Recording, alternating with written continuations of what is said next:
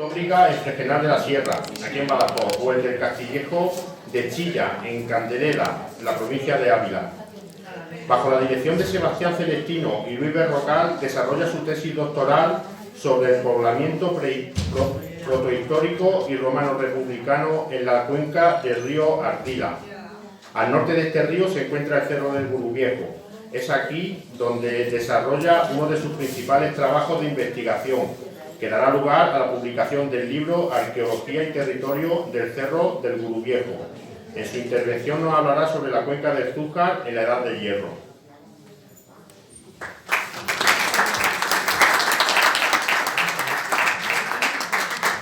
Buenas tardes a todos, muchas gracias a los que estáis aquí y sobre todo a la organización por haberme invitado. Voy a intentar resumir lo máximo posible lo que es la Edad del Hierro en la cuenca del Zújar.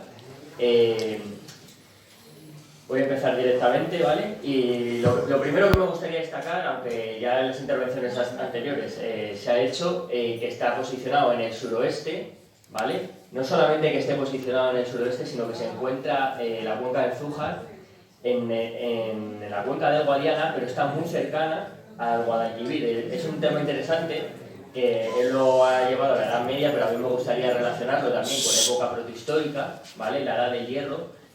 Todo el mundo piensa que los caminos principales que hay en época antigua, ¿no?, es el que va de Sevilla a Mérida, pero es que antes de la fundación de Mérida, el camino principal, y en época protohistórica, la Edad del Hierro, que es la que yo trato, el camino principal es el que va de Córdoba a Medellín. Eso significa que está atravesando este territorio, ¿vale? Luego hemos visto que en época medieval también tiene su importancia, o sea que estamos y seguimos hablando de caminos, ¿no?, de la importancia de este territorio a través de ese camino, ¿vale? Bueno, aquí os he puesto los nombres de los ríos, la zona que vamos a tratar, ¿vale? La conocéis todos de sobra.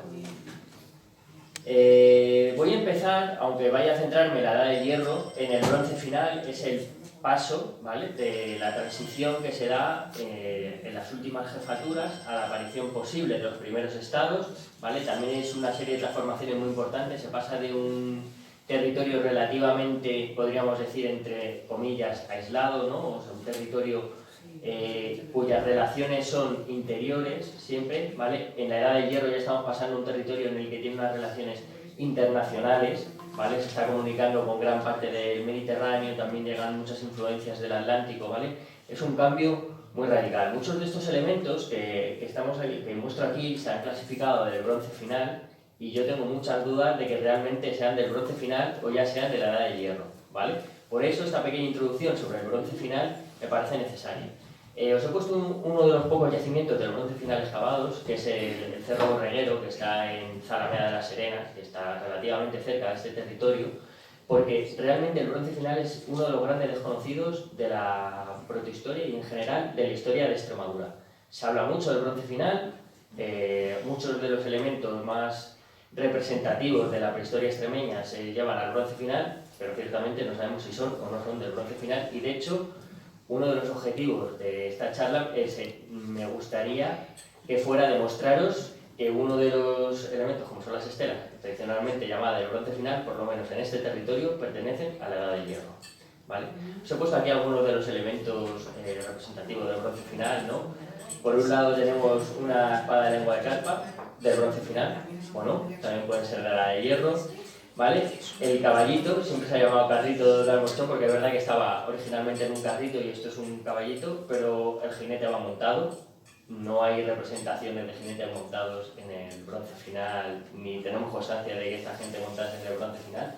Sería de la Edad del Hierro, y también tengo dudas de si sería de la primera o la segunda Edad del Hierro, porque, como vosotros, no sé si lo conocéis, este elemento se encontró en los años 20, desapareció en la Guerra Civil y lo que ha quedado ha sido, no sé, menos de la mitad del bicho, ¿vale?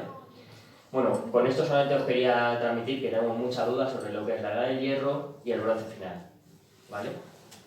Os voy a hacer referencia a otro yacimiento del bronce final, este sí es bronce final, muy tardío, que está en Portugal, ¿vale? Que me parece que es destacable porque a continuación os voy a dar un elemento que salió allí y que lo podemos relacionar con un elemento típico de aquí, en el cual nosotros hemos hecho una serie de experimentaciones, ¿vale? No os voy a adelantar más, solamente os digo que en el bronce final es este yacimiento para que lo tengáis presente con todo lo que os estoy contando de las dudas que yo tengo sobre lo que es el bronce final y lo que es la edad del hierro.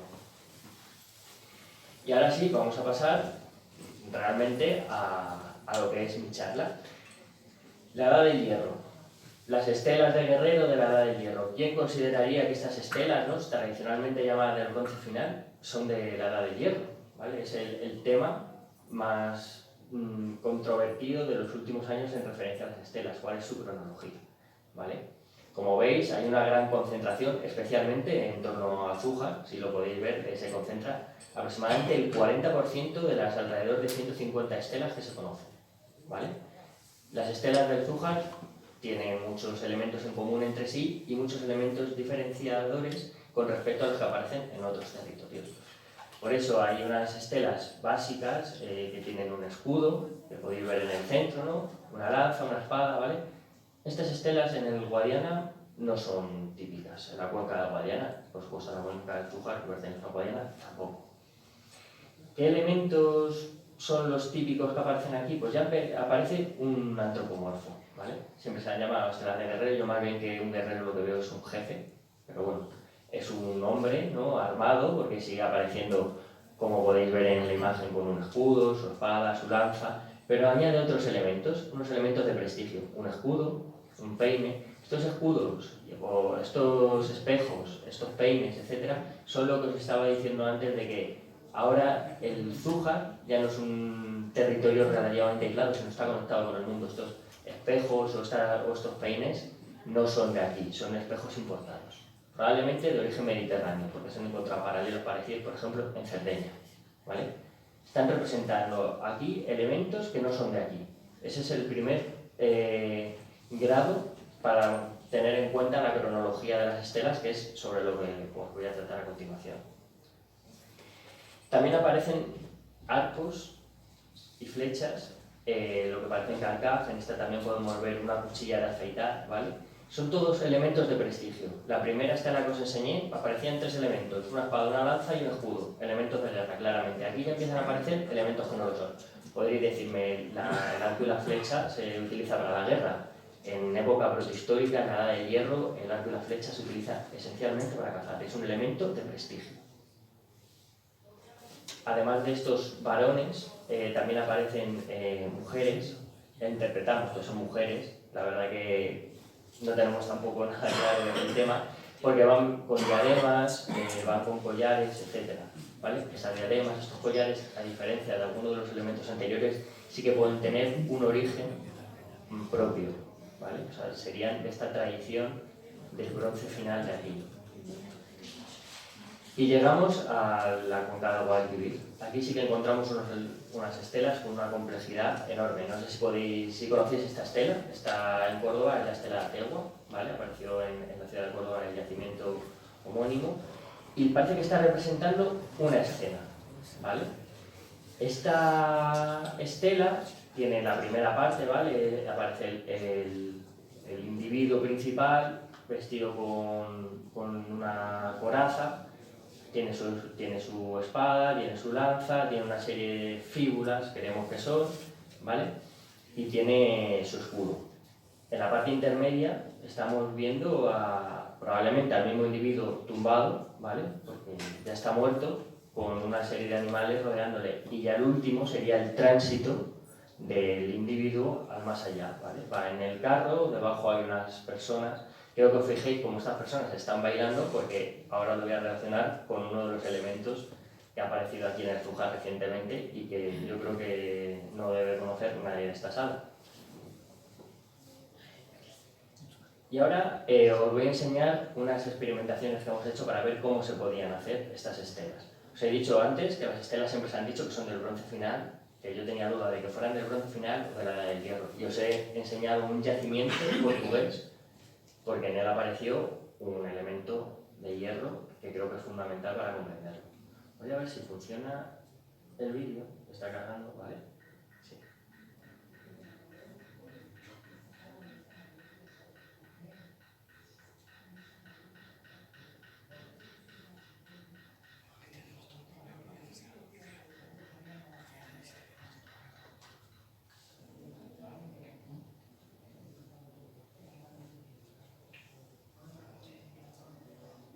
Esta es una piedra de aquí de la zona de Zújar, es una cuarcita, es una piedra muy dura, muy difícil de tallar y todas las estelas de este territorio están hechas en cuarcita, ¿vale? Esta es una piedra también muy dura y como podéis ver no ha dejado prácticamente marca, la marca es muy irregular, etc. Entonces pensamos, bueno, a lo mejor utilizaban bronce, hay bronces muy duros, este es el bronce más duro que se puede hacer, yo la verdad que no sé mucho de metalurgia, ¿vale? Pero este es el bronce 16 y es el más duro que se puede hacer. Y procedimos a hacer la misma experimentación que hemos hecho con la piedra, con el bronce.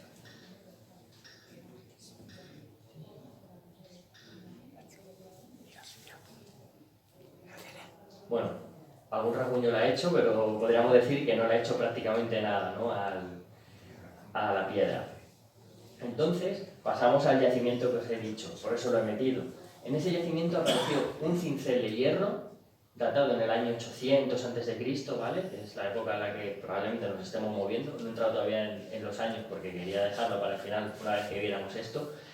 Se encontró un cincel de hierro y unos moldes para hacer cinceles de bronce con la misma forma que el cincel de hierro. Ese cincel de hierro se analizó, ¿vale? Se vio la dureza del hierro y se ha hecho una réplica con la misma dureza que tenía ese hierro. Y ahora sí.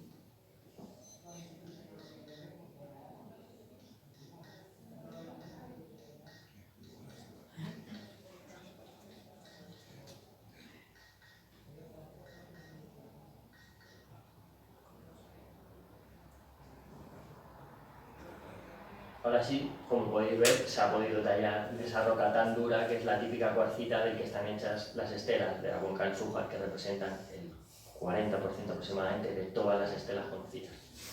Para que veáis que este es el resultado final de esa experimentación. Con esto yo creo que ya tenemos una primera pista, que es las estelas del Zújar están hechas con cinceles de hierro, o por lo menos la mayoría de ellas han necesitado cinceles de hierro, ¿vale? ¿Eso qué significa? Que ya esas estelas del bronce final, que pueden ser del bronce final para la cuenca del Tajo, probablemente para la cuenca del Guadalquivir y la cuenca del Guadiana, son estelas de la edad del hierro. ¿Qué cronología nos estamos moviendo? Pues probablemente en el año 800, 900 como muy antiguo, y hasta el año 600 aproximadamente, ¿vale?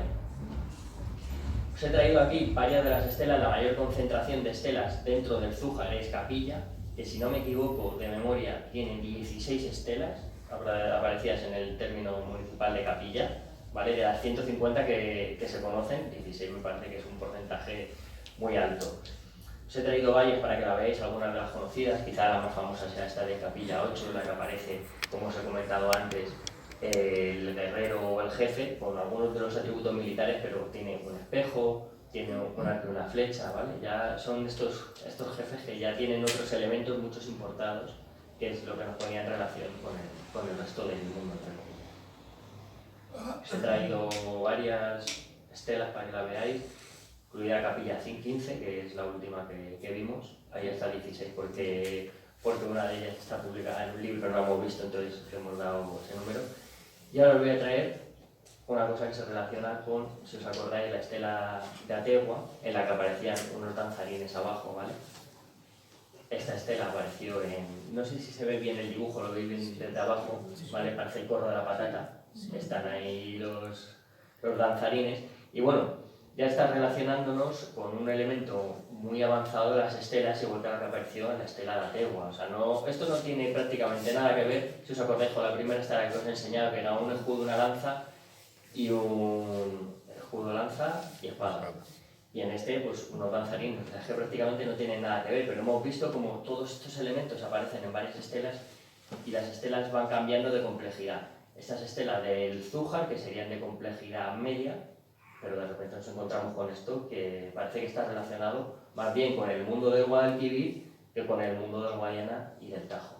Seguimos hablando de las relaciones de los caminos y de esta zona de tránsito entre los dos territorios. Aparte de las estelas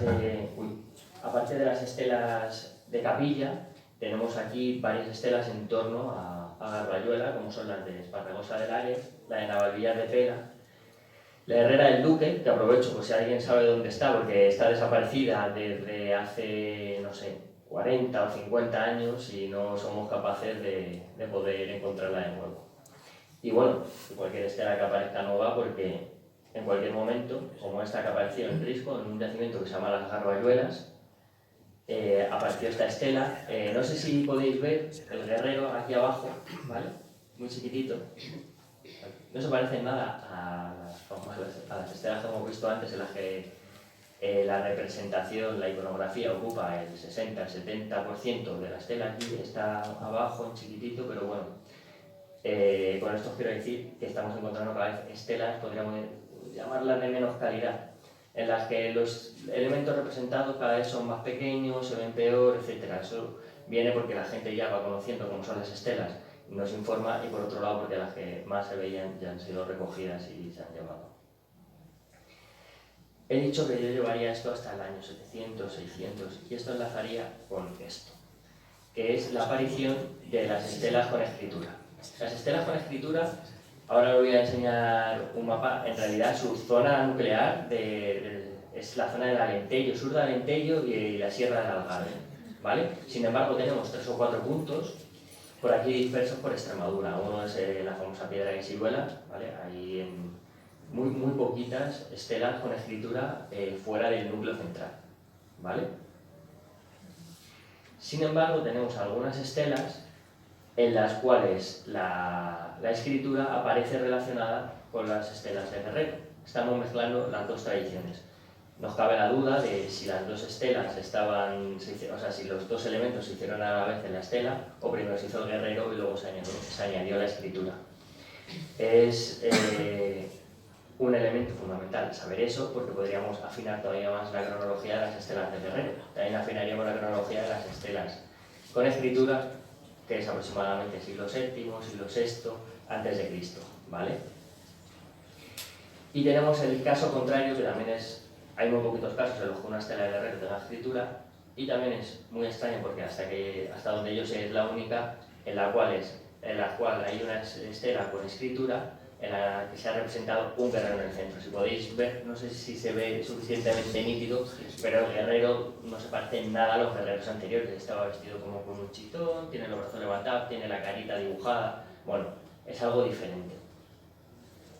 Aprovechando el tema de las estelas, aprovechando esta cronología, la primera del hierro, quería preguntarme quiénes son las personas que vivían aquí, si las fuentes clásicas nos dijeron cómo se llamaban. Todo el mundo ahora tiene conocimiento de que Tarteso se extiende más, pero Tarteso como entidad étnica no existió, ¿vale? Las fuentes clásicas nos hablan de unos pobladores que se llaman pinetes, ¿vale? Estos pinetes son los que debieron de habitar la zona del sur, del Alentejo y del norte del Algarve. Son los que hicieron la escritura del suroeste. Ello ha llevado a gente a plantear si tenemos escritura del suroeste, por ejemplo en Medellín, en Garbayuela o en Siruela, en esta zona, ¿son estos mismos habitantes los que estaban aquí? Pues hay gente que defiende que sí, gente que defiende que no. De momento, el único pueblo que conocemos son los jinetes que están al sur. En el terreno interior tenemos una serie de pobladores, ¿vale?, que hacen unos grandes edificios. Todos conocéis el Turuñuelo, Cancho Roano, etcétera, La Mata, ¿vale? No sabemos si realmente estos eran jinetes o no eran jinetes. Culturalmente serían lo que ahora se llaman tartésicos, ¿vale?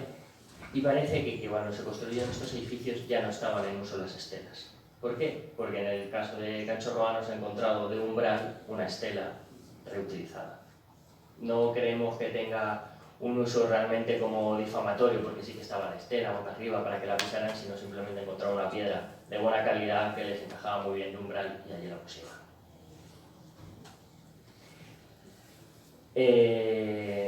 Bueno, creo que el año pasado os habló Esther del Turuñuelo, entonces no voy a contar mucho sobre él, solamente deciros que una vez que se acaba ese mundo de las estelas de Guerrero y de las estelas con escritura, es el mundo que se da por todo este territorio del Guadiana Medio, ¿vale?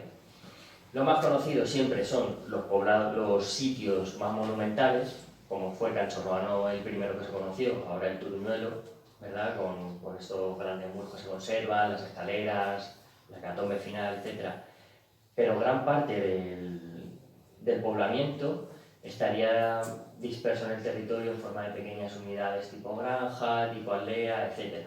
Os he puesto aquí algunas, unas en torno al Cancho Roano, pero bueno, es una cosa que es típica de toda Extremadura. Os he traído algo de Zafra también para que lo veáis, ¿vale? Es este tipo de poblados chiquititos que son los que ocuparían el 90% de las personas o el 95% de las personas que vivían en estas unidades de poblamiento. Vivían en el Turuñuelo ni en Cancho Roano, que son casos, podríamos decir, excepcionales.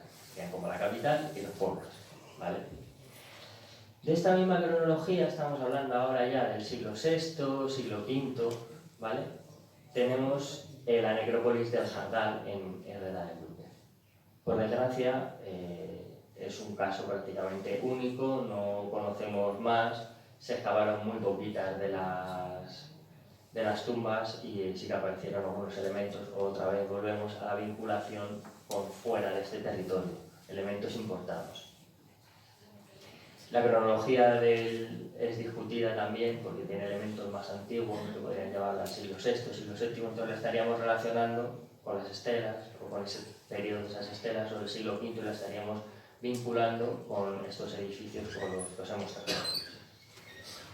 Tenemos alrededor del año 400 una gran crisis, no sabemos qué es lo que lo provoca, parece que hay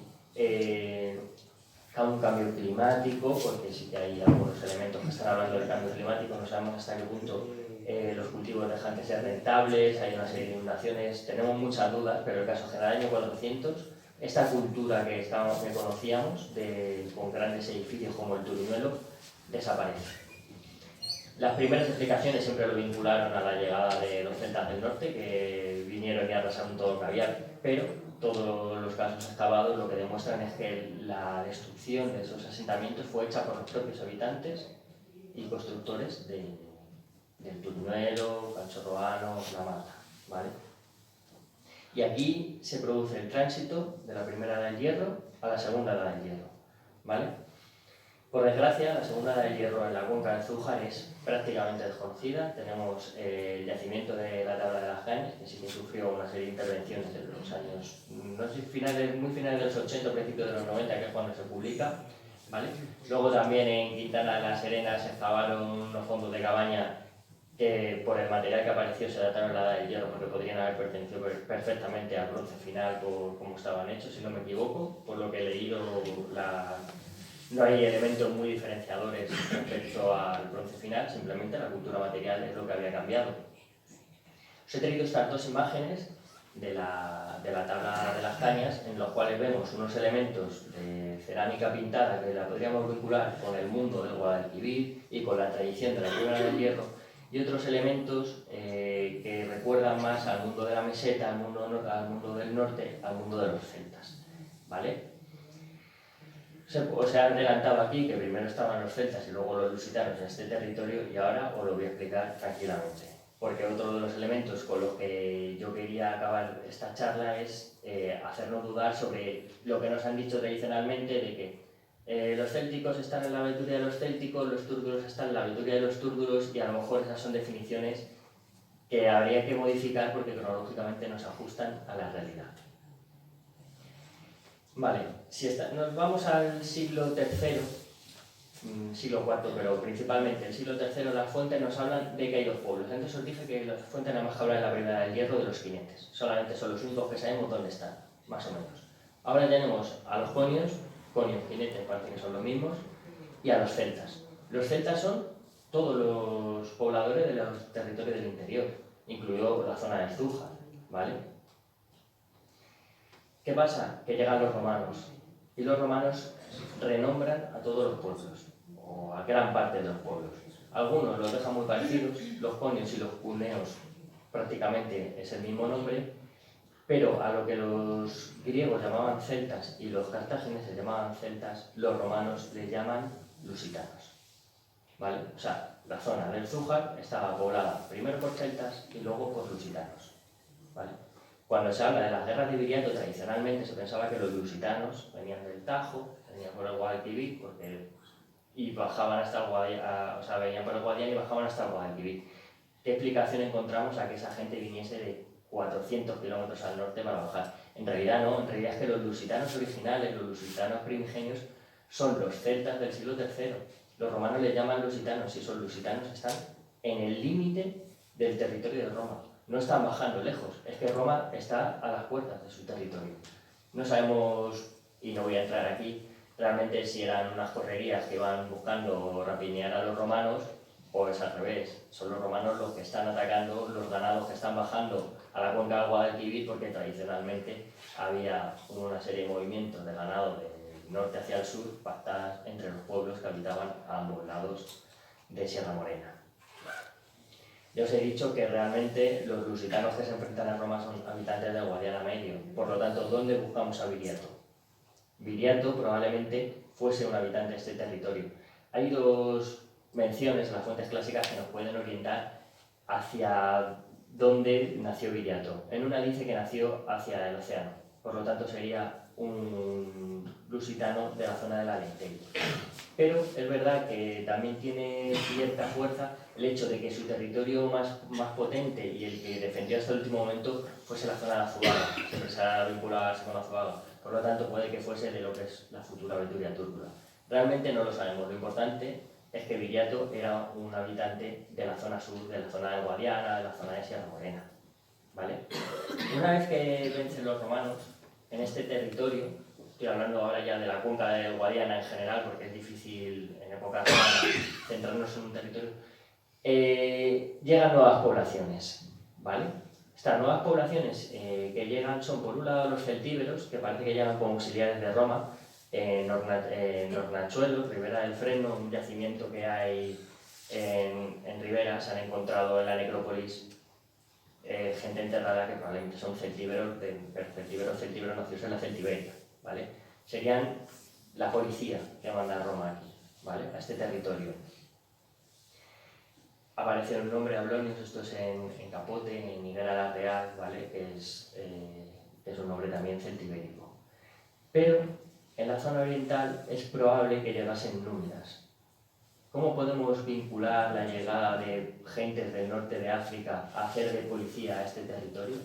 Pues por un lado porque en época púnica, en época cuando estaba aquí Aníbal Barca, etc., este territorio debió de tener mucha relación con ese mundo. Y eso tiene su muestra en la numismática que hemos encontrado, ¿vale? Entonces, esto es un elemento que quiero que tengáis en cuenta, fundamental para ahora explicar el nombre de los siguientes pueblos, que es la siguiente diapositiva. Mientras que en la zona más occidental parece que llegaron celtíberos, aquí parece que llegaron númidas, que debieron de mezclarse con las poblaciones que ya estaban aquí. Y aquí es en donde aparecen por primera vez los túrdulos y los célticos. Hasta el cambio de era, aproximadamente, no hay ninguna mención ni a los célticos ni a los túrdulos. Todas las menciones anteriores se hablan de lusitanos y las anteriores hablan de celtas, ¿vale? O sea, los célticos y los túrdulos son poblaciones denominadas así por los romanos, en época romana y probablemente en el cambio de era. Los romanos ya llevan en este territorio, Viriato, sus derrotas en el año 138, o sea, llevan 150 años en este territorio. Los númidas ya no tendrían nada, serían los tataranietos de los númidas, y los celtíberos están igual, se habían mezclado con las poblaciones locales, creando unas nuevas poblaciones, ¿vale? Los célticos y los túrdulos, la futura Veturia céltica, Veturia túrgula, son denominados así en época romana y pertenecen al territorio de la Bética. Y con esto ya me gustaría ir terminando, solamente decir que si antes hemos visto cómo este es un territorio a caballo entre el Guadiana y el Guadalquivir, pues se puede ver en las relaciones comerciales, en las relaciones camineras, etc. Podemos ver cómo esto se convierte también en un elemento a caballo entre el Guadiana, que es la Lusitania, y el Guadalquivir, que es la Bética. De hecho, este territorio pertenecería a la Veturia de los túrdulos, estaría justo en el límite de la ciudad de la Cimurga, ¿vale? Que ya probablemente, dependiendo también de muchas interpretaciones, porque no sé si sabéis que la Cimurga tiene dos ciudades que se llaman igual y no se sabe si son dos ciudades o es la misma, con dos nombres muy parecidos, que es el límite entre la Lusitania y la Bética. Y así, como reflexiones finales, aunque he intentado centrarme en el Zújar, era inevitable abrirme más para hablar un poquito de Guadiana, como os he dicho, hay una evolución desde el bronce final hasta la edad del hierro, con mucha duda de si muchas de las cosas que tradicionalmente hemos denominado bronce final realmente no son edad del hierro.